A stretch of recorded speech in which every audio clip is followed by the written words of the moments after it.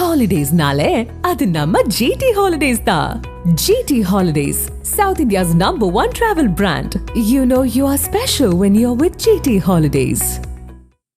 தஞ்சாவூர் மாவட்டம் பட்டுக்கோட்டை அருகே உள்ள நெய்வேலி தென்பாதி, வடபாதி, சென்னிய விடுதி ஆகிய பகுதிகளில் உள்ள குளங்கள் வறண்டு இருப்பதாக நியூஸ் 7 தமிழ் செய்தி வெளியிட்டிருந்த நிலையில் தமிழக வாழ்வுரிமை கட்சி தலைவரும் சட்டமன்ற அரசு உறுதிமொழி குழு தலைவரும் வேல்முருகன் தலைமையில் பட்டுக்கோட்டையில் கவன ஈர்ப்பு ஆர்ப்பாட்டம் நடைபெற்றது. இதுகுறித்து அவருடன் நமது செய்தியாளர் நலீம் நடத்திய கலந்துரையாடலை தற்போது பார்க்கலாம்.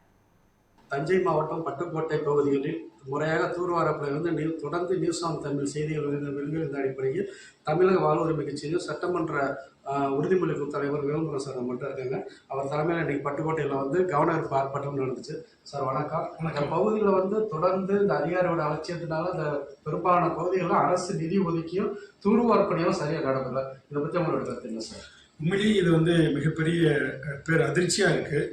நம்முடைய இந்தியாவின் நெற்களஞ்சியம் என்று போற்றப்பட்ட நம்முடைய தஞ்சை மாவட்டத்தின் பட்டுக்கோட்டை வட்டத்தில் 3 வருவாய் கிராமத்தில் சுமார் 2150 ஏக்கர் விவசாய நிலங்கள் பன்னெடும் காலமாக பாழா போய் கிடக்கிறது.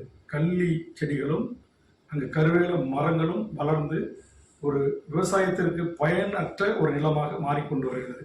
இதை எப்படி மாவட்ட நிர்வாகம் அனுமதித்தது, இது எப்படி நீர்ப்பாசனத்துறை அதிகாரிகள் அனுமதித்து இருக்கிறார்கள் என்பது உண்மையிலேயே வியப்பாக இருக்கிறது.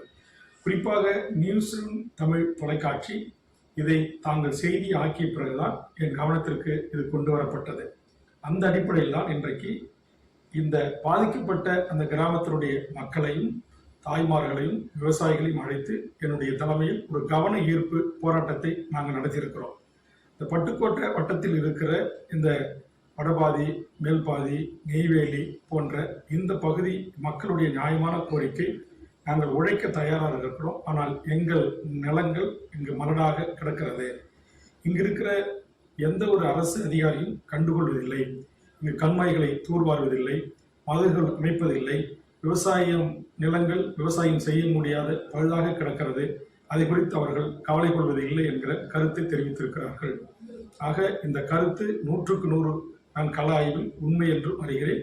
தங்கள் தொலைக்காட்சி செய்தியின் கள ஆய்வினூடாக இது உண்மை என்று அறிகிறேன். அதனால் வருகின்ற சட்டமன்ற கூட்டத்தொடரில் இதற்காக கவன ஈர்ப்பு தீர்மானம் தந்திருக்கிறேன்.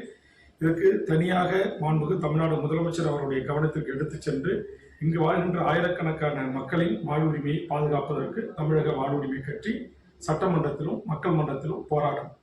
இந்த போராட்டத்தினுடைய வேண்டுகோளை ஏற்று இந்த மாவட்ட நிர்வாகமும் சம்பந்தப்பட்ட நீர்ப்பாசனத்துறை அதிகாரிகளும் உடனடியாக இந்த கண்மாயை தூர்வாரி இந்த 2150 ஏக்கர் விவசாய நிலங்களும் பயனடையக்கூடிய வகையில் இதற்கான திட்ட மதிப்பீடுகளை, திட்ட வரைவுகளை தயார் செய்து அரசின் அனுமதி பெற்று இதை நடைமுறைப்படுத்த முடியும்.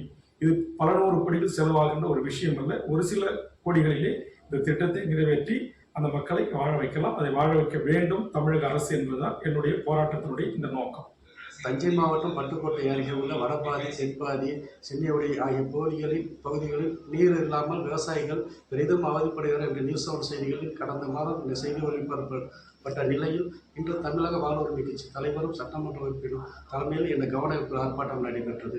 இனி வரும் காலங்களில் இந்த பகுதிகளுக்கு அதிகாரிகள் சென்று ஆய்வு செய்து முறைப்படி இந்த விவசாயிகளின் கண்ணீரை துடைக்க வேண்டும் என்று விவசாயிகள் கோரிக்கை வரும்.